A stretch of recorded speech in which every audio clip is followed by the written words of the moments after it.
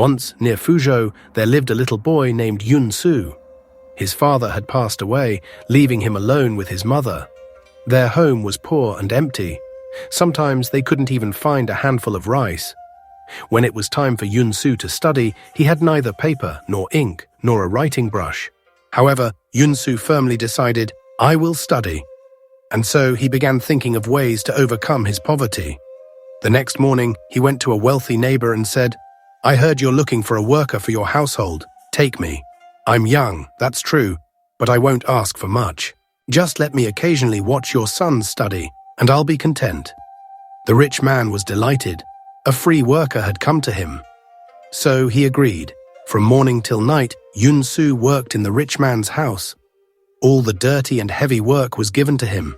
But in return, Yun-Su could sometimes glance at the books the rich man's children studied. Occasionally, he even managed to listen to an entire lesson. When the teacher arrived, Yun-Su would hide in a corner and listen. That's how he learned. Within a year, he could already recognize words on his own. But there was a problem. He didn't know how to write. He had nothing to write on. Yun-Su pondered, "What should I do?" And then he came up with an idea.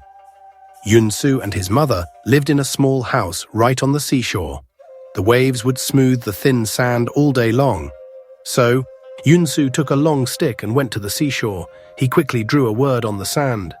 A wave came and washed it away. He drew again, and another wave erased it.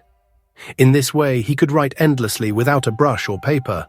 But now he lacked books. One day, Yun-Su approached his wealthy employer and said, "I've worked for you for free. Now I'd like to ask for payment. However, if you allow me to read your books, I'm willing to continue working for you for another year." The employer was reluctant to lose such a profitable worker, so he agreed. Now Yun-Su had books. He often had to work until late at night, leaving him only the night time to study. He was so poor that he couldn't even afford oil for a lamp. Still, Yun-Su didn't give up. When the moon shone, he read and wrote by moonlight. And when there was no moon, Yun-Su would gather fireflies from the grass and place them in paper lanterns. By the faint light of the live fireflies, the determined Yun-Su continued reading through the nights. Many years passed. Yun-Su achieved his goal. He became a great scholar. To this day, people remember the perseverance of the poor boy Yun-Su.